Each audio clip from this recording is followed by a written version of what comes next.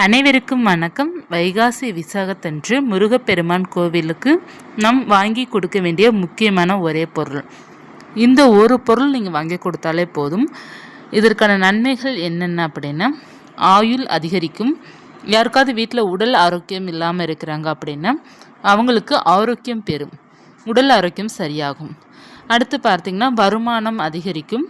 முக்கியமாக நீங்கள் என்ன வேண்டுதல் வைத்து இந்த பொருள் வாங்கி கொடுக்குறீங்களோ அந்த வேண்டுதல் சீக்கிரமாக நடக்கும். நிறைய பொருள் நம்ம முருகப்பெருமானுக்கு வாங்கி கொடுக்கலாம். அதில் நம்ம எல்லா பொருளும் நம்மளால் வாங்கி கொடுக்க முடியல அப்படின்னா கூட இந்த ஒரு பொருள் வாங்கி கொடுத்தால் போதும். வைகாசி விசாகத்தன்று வாங்கி கொடுப்பது அந்த அளவுக்கு சிறப்பானது. வைகாசி விசாகம் என்னைக்கு வருது அப்படின்னா ஜூன் மாதம் 9ஆம் தேதி, வைகாசி மாதம் 26ஆம் தேதி திங்கட்கிழமை அன்று வருகின்றது. திங்கட்கிழமை பொதுவாக எல்லா கோவில்களிலும் காலை அல்லது மாலை அபிஷேகம் செய்யலாம். இல்லை காலை அபிஷேகம் செய்கிறாங்க அப்படின்னா நீங்கள் கட்டாயமாக கலந்துக்கோங்க, ரொம்ப நல்லது. அதில் வாங்கி கொடுக்க வேண்டிய பொருள் ஒரே ஒரு முக்கியமான பொருள் பால் தான். பால் ஒரு 1/2 லிட்டர் நீங்கள் வாங்கி கொடுத்தா கூட போதும். உங்களால் முடிந்த அளவுக்கு வாங்கி கொடுக்கலாம். இப்போ விசாகம் இருப்பதனால, அந்த வைகாசி விசாகம் இருப்பதனால நம்ம பால் குடம் எடுக்கிறது இதெல்லாம் ரொம்ப விசேஷமாக இருக்கும். நீங்கள் உங்கள் வீட்டில் குடம், சின்ன குடம் இருக்கின்றது அப்படின்னா அந்த குடம் முழுவதும் பால் வாங்கி நீங்கள் வீட்டிலேருந்து எடுத்துகிட்டு போவது ரொம்ப நல்லது. இல்லை அப்படின்னா கூட நீங்கள் ஒரு 1/2 லிட்டர் பால் வாங்கி ஒரு கேனில் அடைச்சி நீங்கள் கொண்டு போகலாம். இந்த மாதிரி உங்களால் முடிந்த அளவுக்கு பார்த்தீங்கன்னா நீங்கள் பால் வாங்கி கொடுக்கலாம். 1/2 லிட்டரும் வாங்கி கொடுக்கலாம், 3 லிட்டரும் வாங்கி கொடுக்கலாம், 5 லிட்டரும் வாங்கி கொடுக்கலாம், நம்மளுடைய வசதி வாய்ப்புகள் பொறுத்து. அதில் முக்கியமாக பார்த்தீங்கன்னா பால் குடமாக கொண்டு போகிறது ரொம்ப நல்லது. முடியாத பட்சத்தில் கொஞ்சமாக நீங்கள் வாங்கிட்டு போனாலே போதும். முருகனுடைய அருளும் ஆசீர்வாதம் பரிபூர்ணமாக நமக்கு கிடைக்கும். அதில் பார்த்தீங்கன்னா ரொம்ப முக்கியமாக நம்ம செய்ய வேண்டியது என்ன அப்படின்னா, காலை நேரத்திலே முருகனை வழிபாடு செய்வதாக ரொம்ப சிறப்பாக இருக்கும்.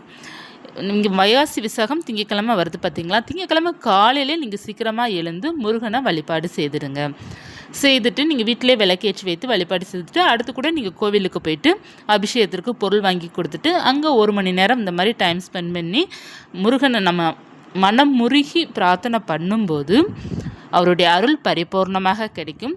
அபிஷேகத்தை நிச்சயமாக நம்ம பார்க்க வேண்டும், அதுதான் மிக மிக முக்கியம்.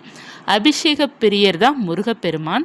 நம்ம அந்த முருகருக்கு செய்கின்ற அபிஷேகத்தை நம் கண் குளிராக நம்ம பார்க்கும்போது நமக்கு அவ்வளோ ஒரு நல்லது நமக்கு நடக்கும். நீங்கள் ஒரு முறை அபிஷேகத்தை பாருங்கமே, முழுவதும் பார்க்கணும். இப்போ பால் அபிஷேகம் பண்ணுவாங்க, தயிர் அபிஷேகம், மாவு அரிசி மாவில் அபிஷேகம், தேன் அபிஷேகம், அப்புறம் இளநீர் அபிஷேகம், அபிஷேக பொடியில் அபிஷேகம் பண்ணுவாங்க. கடைசி ஃபைனலாக பார்த்தீங்கன்னா சந்தன அபிஷேகம் பண்ணுவாங்க, அதோட ஸ்டாப் பண்ணுவாங்க. நிறைய அபிஷேகம் இன்னமும் இன்க்ளூடு இருக்குது. பஞ்சாமிர்தம் இருக்குது, நிறைய இருக்குது. அதில் நமக்கு ஃபஸ்ட்லேருந்து எண்டு வரைய நம்ம பார்க்கணும். நம்ம எந்த அளவுக்கு ரசித்து நம்ம பார்க்குறோமோ அதே அளவுக்கு முருகனே நம்மளை பார்ப்பார்.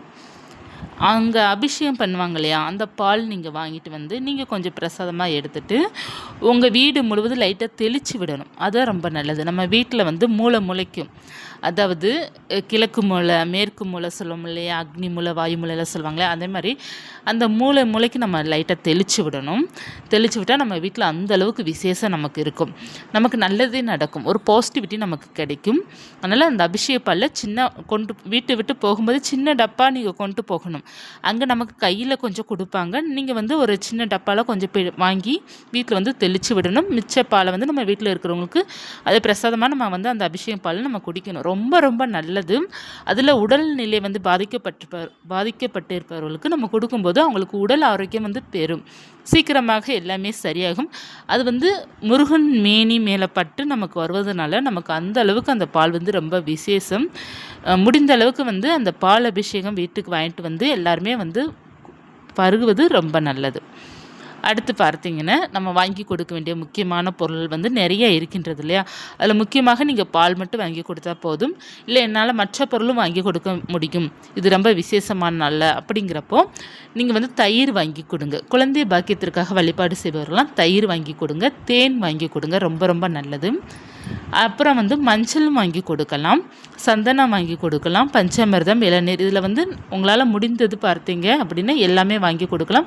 அப்படி இல்லை என்றால் நீங்கள் தேன், தயிர், பால் இதில் முக்கியமாக நீங்கள் வாங்கி கொடுப்பது ரொம்ப சிறப்பு. சந்தனமும் ரொம்ப சிறப்பு தான், விபூதியும் சிறப்பு தான். இருந்தாலும் இந்த 3 பொருள் ரொம்ப ரொம்ப முக்கியம். அடுத்து பார்த்திங்கன்னா செவ்வரளி பூக்கள் முருகனுக்கு மாலையாக தொடுத்து நீங்கள் வந்து போட்டு வருவது ரொம்ப நல்லது. இப்போ வந்து நீங்கள் பூ வாங்குறீங்க அப்படின்னா நீங்களாக தொடுத்து போடலாம். அப்படி இல்லைன்னா நம்ம வந்து பூ கட்டுவாங்க இல்லையா, அவங்கக்கிட்டே நம்ம சொன்னோம் அப்படின்னா அவங்க கட்டி தருவாங்க. அதை நீங்கள் மாலையாக போடுவது ரொம்ப ரொம்ப நல்லது. நெய் தீபமாக ஏற்றினால் ரொம்ப நல்லது. 6 தீபம் நீங்கள் ஏற்றலாம். அப்படி இல்லைன்னா 2 அகல் விளக்கு நீங்கள் ஏற்றிட்டு வரலாம். அடுத்து ரொம்ப முக்கியமானது வஸ்திரம் வாங்கி கொடுப்பது. இந்த வஸ்திரம் வாங்கி கொடுப்பது ரொம்ப ரொம்ப சிறப்புக்குரியதாக இருக்கும். அதில் பார்த்தீங்கன்னா பச்சை பட்டு வஸ்திரம் வாங்கி கொடுக்கணும், அல்லது சிவப்பு வஸ்திரம் வாங்கி கொடுக்கலாம், மஞ்சள் பட்டு வஸ்திரம் வாங்கி கொடுக்கலாம். முருகனுக்கு வந்து பச்சை நிற வஸ்திரம் ரொம்ப சிறப்புக்குரியதாக சொல்லப்பட்டிருக்குது. அதனால் நீங்கள் வந்து பச்சை, மஞ்சள், அப்புறம் வந்து சிவப்பு நிறம், இதில் 3இல் ஏதென்று ஒன்று நீங்கள் பட்டு வஸ்திரமாக நீங்கள் வாங்கி கொடுப்பது ரொம்ப ரொம்ப சிறப்புக்குரியதாக இருக்கும். இந்த வைகாசி விசாகத்தன்று அடுத்து நீங்கள் செய்ய வேண்டிய முக்கியமான பொருள் வந்து முக்கியமானது செயல் என்ன அப்படின்னா, நீங்கள் வந்து யாருக்காவது தானம் பண்ணணும், அன்னதானம் பண்ணணும். அதுதான் ரொம்ப சிறப்பானது.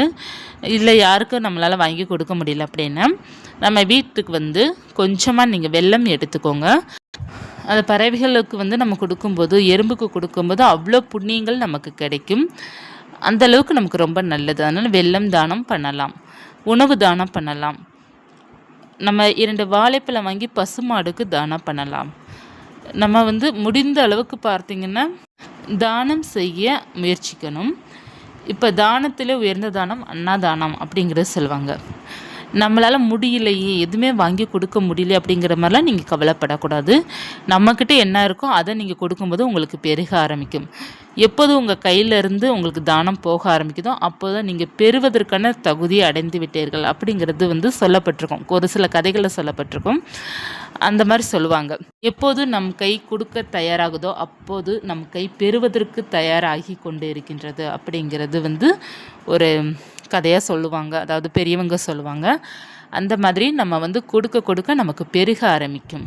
நம்ம ₹1 கொடுக்குறோம் அப்படின்னா இறைவன் நமக்கு ₹2 கொடுப்பாங்க. அதே போல் தான் நமக்கு கொஞ்சமாக நம்ம உணவு மற்றவர்கள் கொடுக்கும்போது நமக்கு வந்து 10 பேருக்கு செய்கின்ற அளவுக்கு வசதி வாய்ப்பு இறைவன் நமக்கு கொடுப்பாங்க. அதனால் நம்ம முடிந்த அளவுக்கு நம்ம சின்ன சின்ன தான தர்மங்கள் பண்ணுவது ரொம்ப நல்லது. முருகனை வழிபாடு செய்ய செய்ய நம்ம வாழ்க்கை மென்மேலும் உயர்ந்து கொண்டே இருக்கும். சின்ன சின்ன மனக்கசப்புகள், சின்ன சின்ன கவலைகள், சின்ன சின்ன சோதனைகள் நமக்கு வரலாம். அதனால் நீங்கள் வந்து துவண்டு போயிடக்கூடாது. மிகவும் தைரியமாக இருக்கணும். முருகப்பெருமான் வந்து நம்மளை கைவிடவே மாட்டார். அதனால் உங்களுக்கு வாழ்க்கையில் வந்து சின்ன சின்ன ஏதாவது சோதனைகள் வந்தாலும் அது உங்கள் நல்லதுக்கு தான் அப்படிங்கிற மாதிரி நீங்கள் நினைத்துக்கிட்டீங்க அப்படின்னா நிச்சயமாக உங்கள் வாழ்க்கை வந்து மாறும். இப்போ வந்து உடனே நமக்கு எல்லாமே மாறாது, கொஞ்சம் நாட்கள் ஆகும்.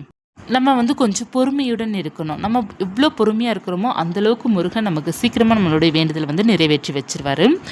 நமக்கு எல்லாத்தையும் கற்றுக் கொடுப்பவர் முருகர். ஏன்னா முருகர் வந்து ஞானக்கடவுள். கல்வி, அறிவு, செல்வம், ஞானம் எல்லாத்தையும் கொடுக்கக்கூடியவர் முருகர். நல்ல ஒரு அறிவை கொடுப்பாருங்க. அது 100% உண்மை. நீங்கள் யாரை நம்புகிறீங்களோ அவங்க யாருன்னு உங்கள்கிட்ட காமிச்சு கொடுத்துருவார்.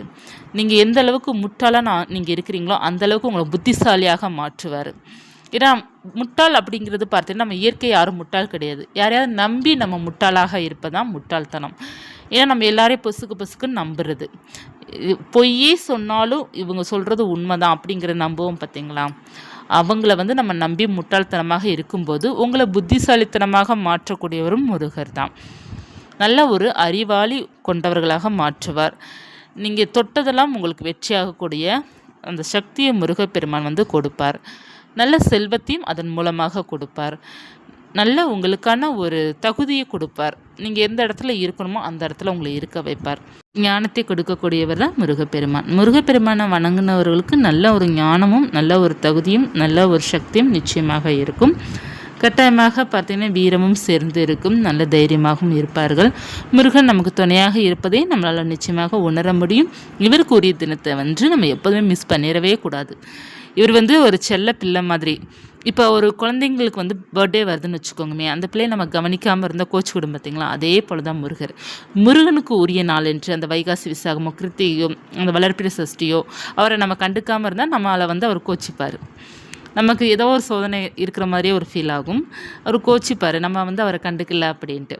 அதனால் அவருக்குரிய நாள் என்று நம்ம கட்டாயமாக அவரை வந்து நினைத்து நம்ம கையெடுத்து கும்பிட்டு ஒரு தீபத்தையாவது நம்ம ஏற்றி வைத்துட்டு வரணும். அதுதான் ரொம்ப நல்லது. நம்மளை நல்லபடியாக வாழ வைப்பார், நிச்சயமாக வைப்பார். இந்த பதிவு உங்களுக்கு பயனுள்ளதாக இருக்கும்னு நினைக்கிறேன். இருந்தால் லைக் பண்ணிக்கோங்க. இது போன்ற தகவலுக்கு சேனலை சப்ஸ்கிரைப் பண்ணி வச்சுக்கோங்க. நன்றி.